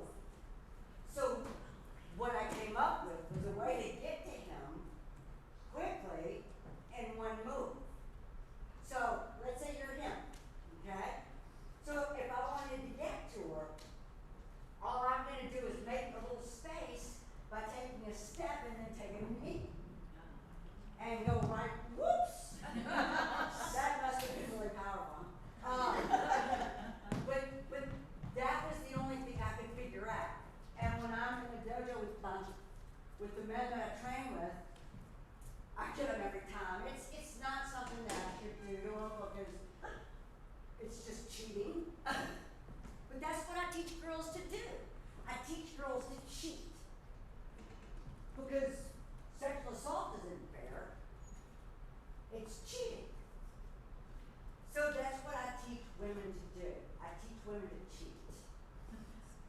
Little things that I suggest that women do, for instance, is I keep a little stick. This is the end of a broomstick, right? I keep this in the back of the passenger side of my car so I can grab it easily if I need it. And again, it's just, I mean, I could poke with it, I could go over the top, I can go to the side.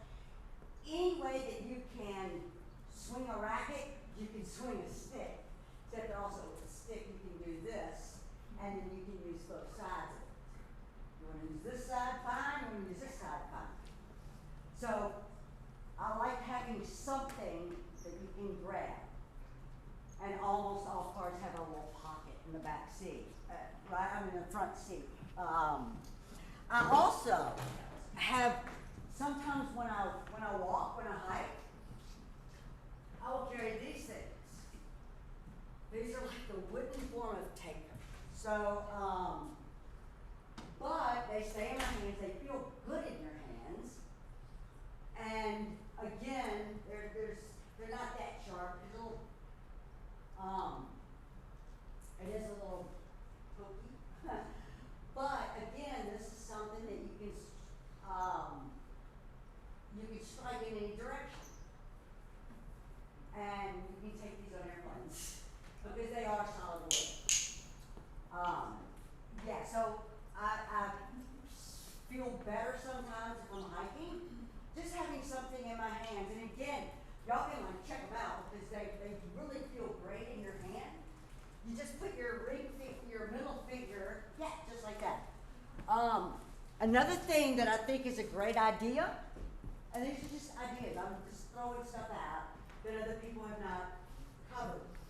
This happens to be what they called in Atlanta, Georgia. I bought this right after this happened to my cousin. They called this their get-along. They would use, the cops would use it for purse. What it is pepper spray. So there's a lock on it to unlock the pepper spray, and you hit this, it squirts out from this little tiny hole, so you know it's a stream, which is better than a spray. But the great thing about this is it's also a blunt weapon. This thing could hurt. You hit somebody here. But what they used it in Georgia for, if I may use it for a minute, was as a get-along. They put the perp to move. They would put it right up into the arm and to get the perp to move. So I found this in a gun store, and I hate guns, but I got in a gun store in Atlanta, and I love this thing. It probably ran out of juice, I don't know, 20 years ago. But I keep it, and I'm gonna find a place to get another one. And when I do, I'm gonna get a bunch of them.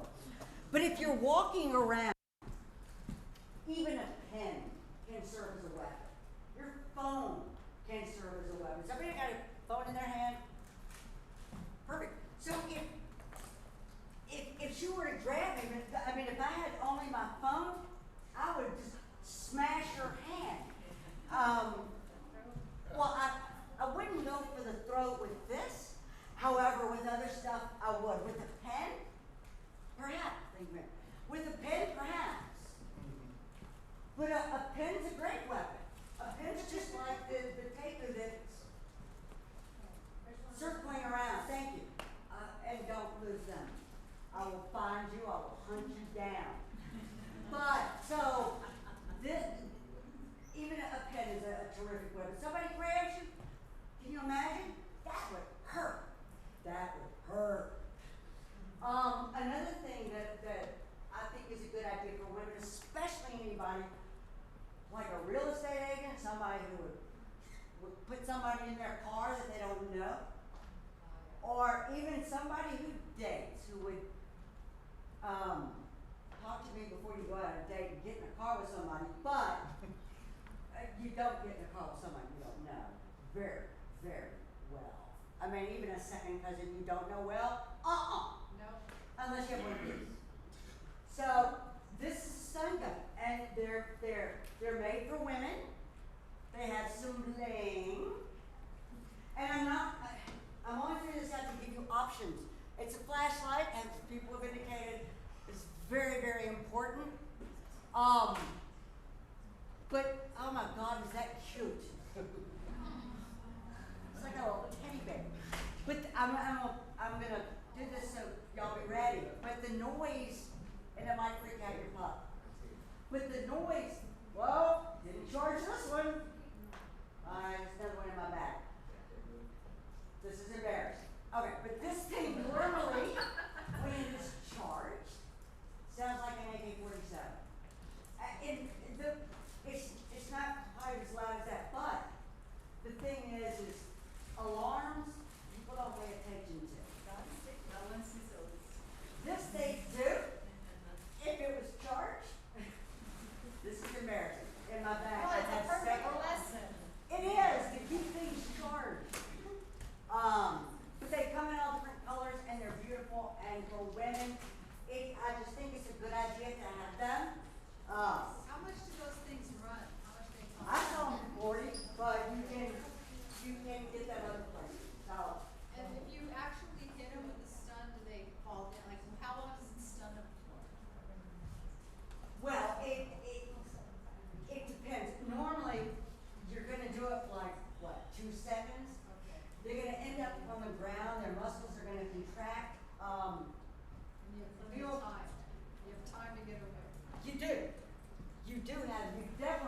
time to get away.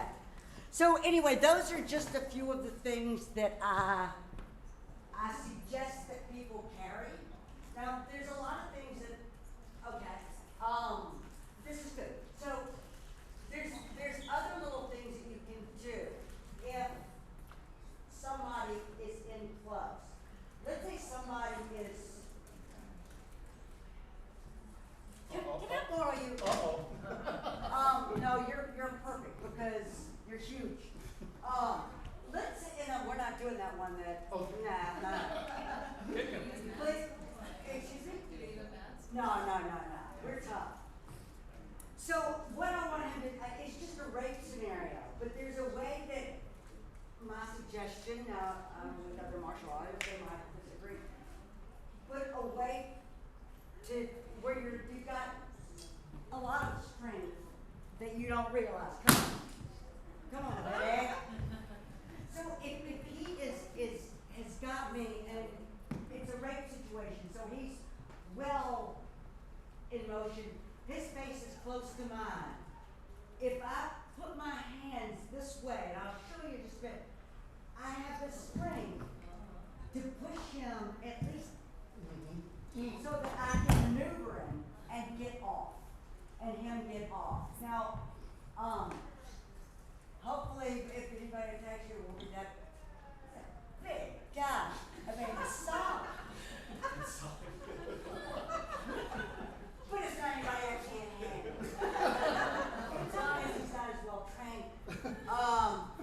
But again, my thing is women's self-defense. I teach in Salon Beach, but I can go anywhere. I have mats that I even keep in my car. I suggest that every woman get self-defense training because you just never know. You just never know what's going to happen. And I've got a lot of little secrets, like the whole neck thing. I don't know how much of a secret it is. I thought it was. But if you, what? So, I can borrow Jack. So if I want somebody to back off, I'm going to go into the neck. It's the suprasternal notch. I'm going to go in and I'm going to go behind that collarbone, in and down. And it's just pressure. It's just uncomfortable. But he's not going to want to put up with it for very long. So if he's bothering me at a bar, I'm just going down in a little bit. It hurts. Now, if it's a rape situation and you don't remember this, there's another spot on your neck. So you got the suprasternal notch in the middle. Go across that vein, slide the carotid, and then to this next spot. If you go in and down in the direction you want him to go. So, for instance, if this is a wall and I want him to go that way, right, in a rape situation, I don't want him to go against the wall. I want him to go the other way. So what I'm going to do is go into his neck here and push him that way. I didn't even get you right, Ben. You got me. Well, good to know. But anyway, if I wanted him to go that way, I would go to the other side and push there. Now, there's one more. How much time do I have? I don't want to go over. 1 minute? That's all I need. So there's one more. Suprasternal notch. The next one for rape. That's all I can tell you. And then here. Okay, this one right here. Go in and down, straight down there, and his knees will buckle. He will go down. If I kept that pressure on him, he would have been on the ground. Like, is it on the other side of your clavicle? Yes. Exactly where. So it's very easy to see on me. Suprasternal notch, back off. These two spots, there's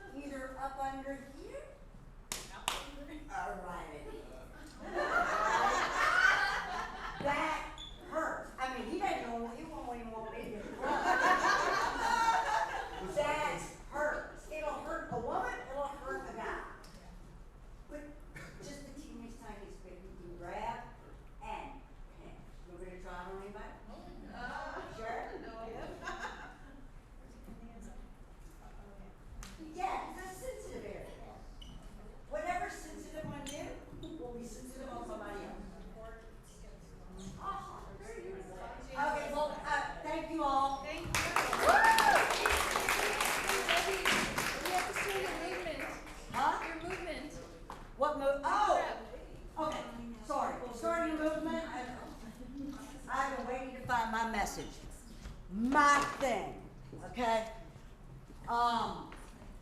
And while Me Too was great, lasted 5 minutes, helped Hollywood, Harvey Weinstein thing. Time's Up lasted even less, but it was only words. I've taken words and making them count. The words are I said no. I said no. The movements, that's a grab. Said, twist, no. Pull. Imagine what you want with the grab, twist, what you're grabbing, twisting, and pulling. Grab, twist, pull. I said no, because often women say no over and over. Please stop. I don't want it anymore. Stop it. No. And if you throw in please, they'll put the sentence together. Please don't stop? Yeah, right. Sure. We all like it rough, too, right? No. I said no. Grab, twist, pull. And I'm going to say it. Oh, no, there's kids. I won't say it. Just if. Should we all do it together? Yes! I think we should chant. Ready? I said no! Jay, go. I said no! One more time. I said no! Thank you.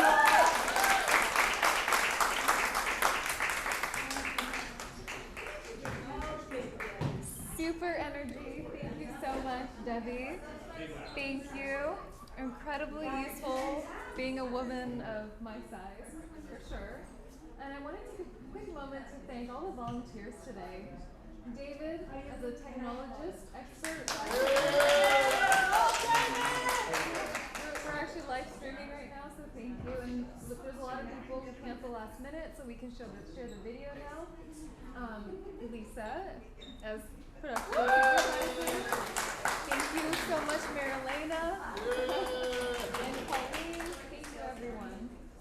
So, now we have Sensei Ed. Where is he? Right here. Thank you. Thank you for everyone for sharing all of the techniques, and thank you for all the helpers here, all the martial artists that came to assist. And so Professor Edward, he is a sensei of South Coast Jiu-Jitsu Club. He's a 6th degree American Jiu-Jitsu black belt, and he's also an 8th degree in black belt in Combat Jiu-Jitsu International. So Ed has taught children of all ages, and with over 52 years of expertise, he'll be showing you some hand techniques and escapes today. So please give a big round of applause to Hello, everybody. Wendy, Debbie, Jay. Fantastic. You guys do well. I like something soft.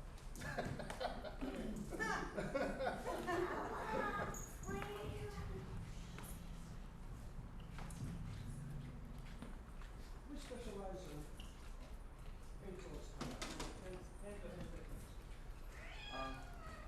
Jay showed us a technique that's fantastic. It's great. It's awesome. I like to a little bit spice it up. Just a little tight. Very tight. A little louder. Louder. Louder. I try. I try to spice it up. The escape is fantastic. It's great. Now, once you escape, guess what? He's going to attack you again. Right? So, what if I'm not fast enough to run away from him? So I'm going to try to control with what I got. I got his hand, I know where it is. So he's very strong this way. Actually, he's very weak this way. So I'm going to spice it up a little. I'm going to bring this a little bit higher. I see his hand, he's still hanging on to me because he wants to prove that he's very strong. And he's got me. I'm very happy. I'm going to come down here, I'm going to turn my hand. I'm going to let him. Now, there's going to be a lot of hands. Now, from this position, I will try to move in a little more. I can, Wendy? I can, strike him here. I can strike him.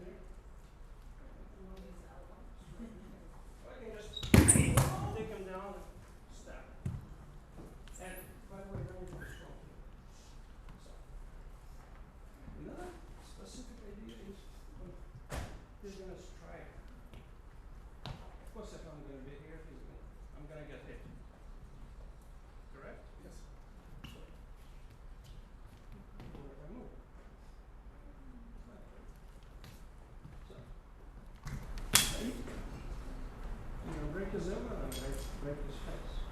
So I'm going to break it up, do it very slow, then we're going to try this. Slow. So turn it around here. I want to make sure his arms are crossed. I can go back and break his arm any time. Once I come down here, I just start. So, we'll do it very slow one more time. Come down here. Break. Come down here. These are balances. Strike here.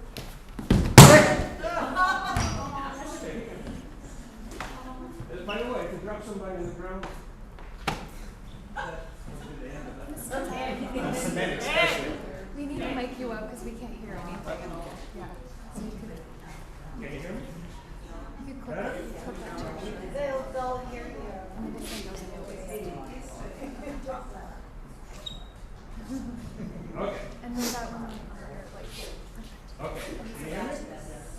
Yes? I'll try to be. That's what It's not on the video. It's for the video. Yes. But you do need to. Hello. Okay. So grab a partner. Okay. Grab a partner. Grab a partner. All right, girls. You got it? Now. I'm gonna get closer because I can barely hear you. One party is standing still, the other party is trying to hit somebody. So there it is right here. So what you have to do is just to make a little move, get out of the way. Let's go back. So I'm gonna catch this here. I'm gonna catch it here. The other hand, the other elbow. Where's Debbie? Other elbow. Elbow. Drag it up. See this hand? Bring this down. He's off balance now. Your hip. You turn your hip and strike right in the face. Yep. Let's go.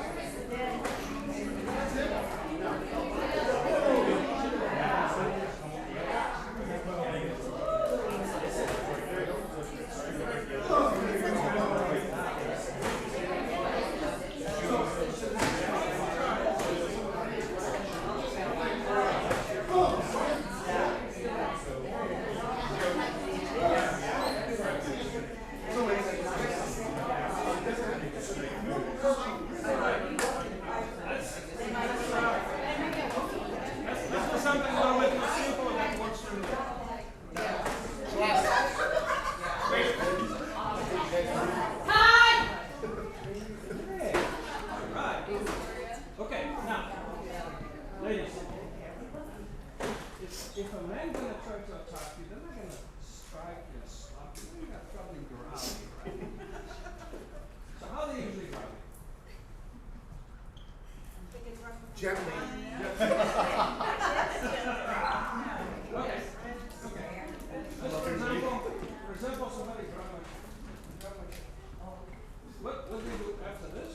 You can try to pull me and try to hit. Or try to choke. Or whatever they want. So let's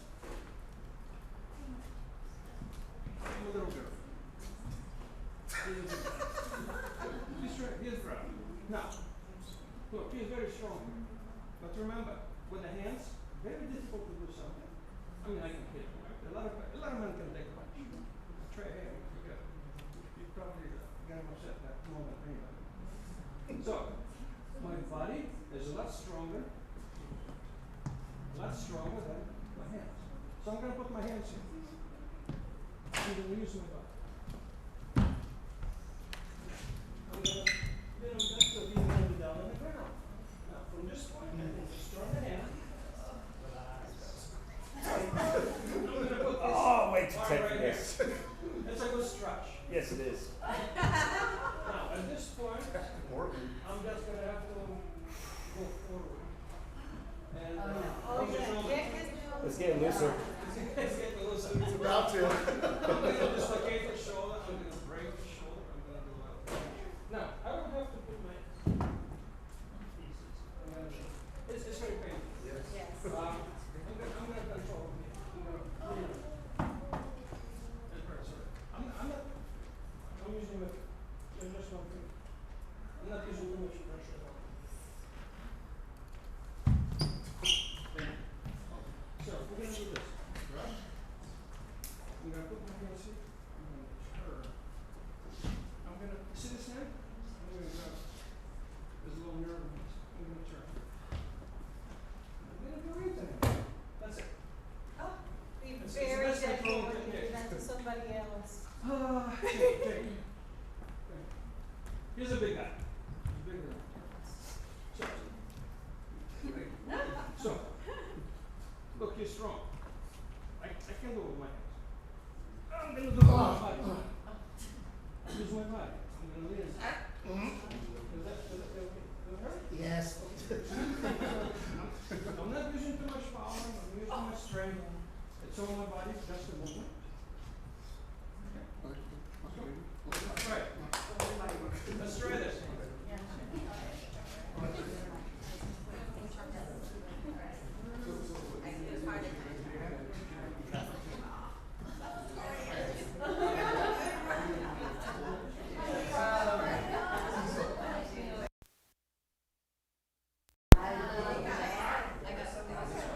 Yes, so it's not.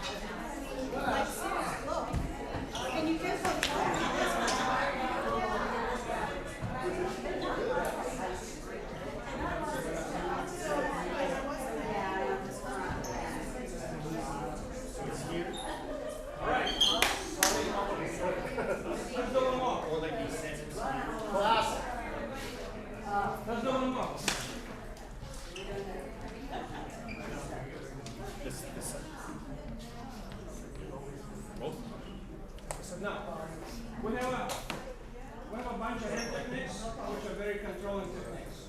I will show you quickly which ones. I'm going to use only one, okay? Now,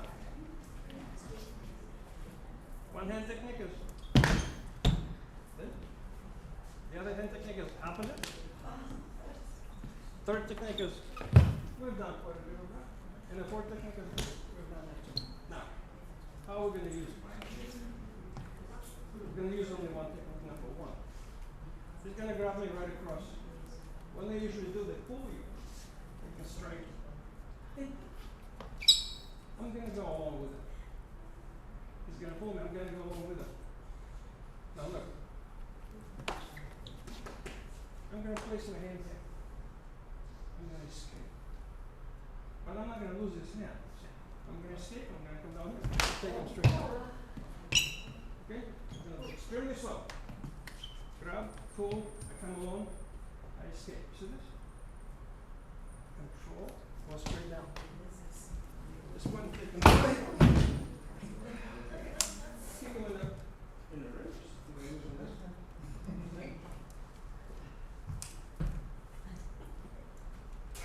This is more complicated than judo. So, I still control. I can kick it in the back. You can paralyze it. The neck. Yeah. So, anyway, we'll do this technique right now. Like Jay said, we escape. Control it down. Come down. You can put them to sleep. Let's go.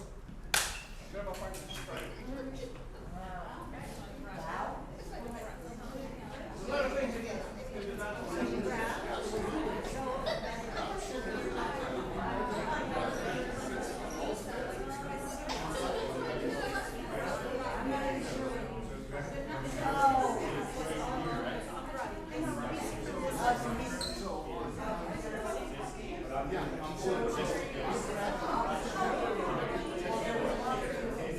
So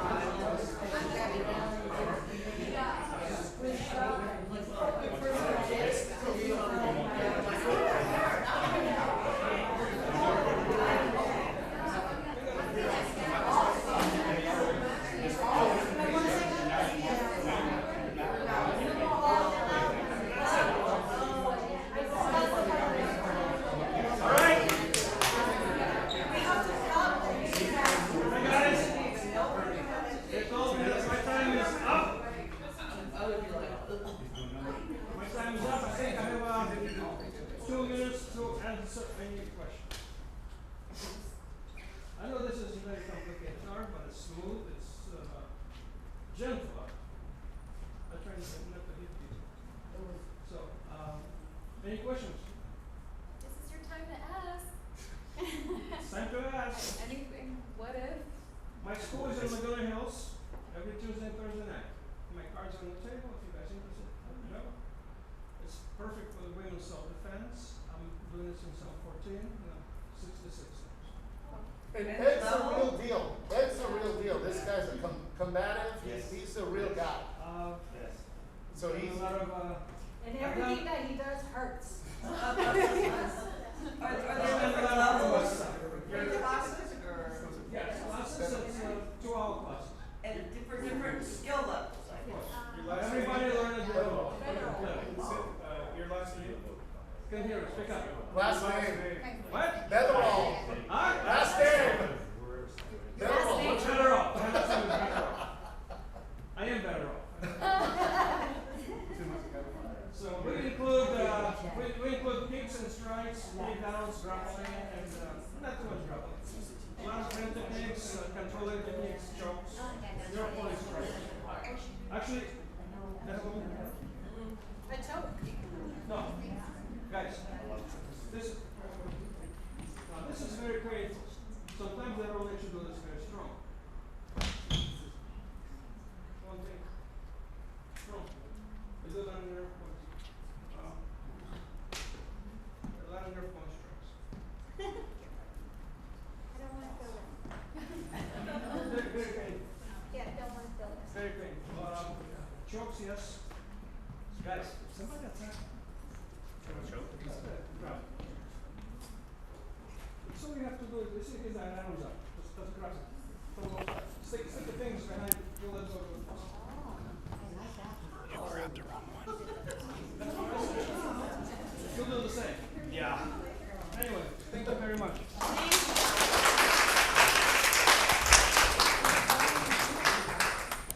Oh, it's. Yeah.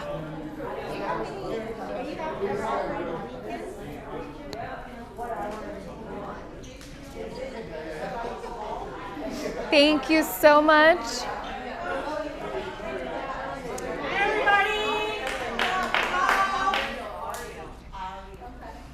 Are all these masters incredible or what? Woo! Thank you guys all for sticking till the end. Thank you for some of you who just showed up. Thank you for coming out to support all of our friends here to beautiful Newport Beach. And did you guys all learn something new today? Thank you. And for those of you who find value, please donate. Please see Lisa, or there's some QR codes in the back if you guys like. And it would really help with renting this big, beautiful space here today for a couple hours. So I know that you guys probably have more questions for these incredible masters here. So we invite you to take your questions outside to the patio area. We do have to be cleared out of here before 2 p.m. So yes, please grab your personal belongings, and thank you so much for your help and cooperation. Sure, yeah. Yeah. Yeah, that'd be great. Ah, you guys, it's so good. You brought shorts, that's why